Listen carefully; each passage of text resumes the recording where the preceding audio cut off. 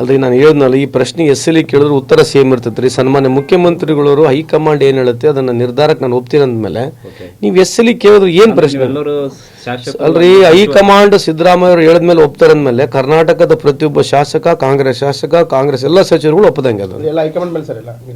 ಹೌದ್ರಿ, ಹೈಕಮಾಂಡ್ ಮೇಲೆ ನಿರ್ಧಾರ.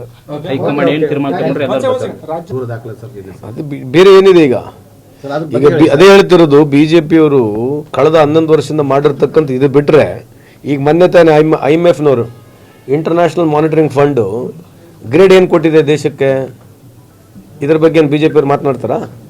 11 ವರ್ಷ ಇವ್ರು ಆಡಳಿತದ international monitoring fund has given C grade two this country.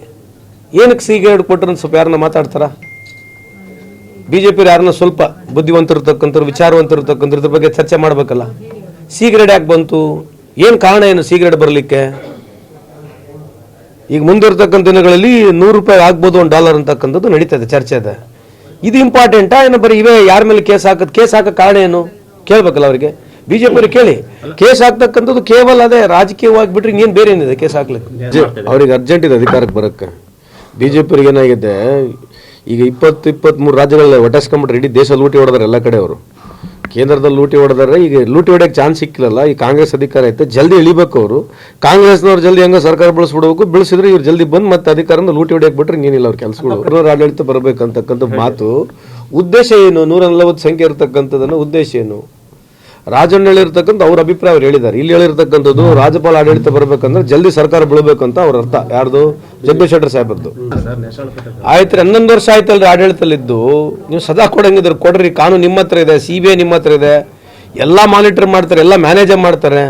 Court ಕಚೇರಿಗಳು ಮ್ಯಾನೇಜ್ ಮಾಡೋ ಲೆವೆಲ್ಗೆ ಬಂದ್ಬಿಟ್ಟಿದ್ದಾರೆ. ಇನ್ನೇನು ಈ ದೇಶದಲ್ಲಿ ಏನು ಉಳಿದಿದೆ ಅನ್ನೋ ಚುನಾವಣೆ ಆಗಲ್ಲ ಅಂತ ಅದೇ ಲೆಕ್ಕ ಕಾಣ್ತಾ ಇದೆಯಲ್ಲ. ಚುನಾವಣೆಗಳು ನಡೆದ್ರು ಏನೈತೆ, ಎಲೆಕ್ಷನ್ ಅವರೇ ಗೆಲ್ತಾರೆ. ಹೆಂಗ್ರಿ ಗೆಲ್ಬೋದು ಎಲೆಕ್ಷನು?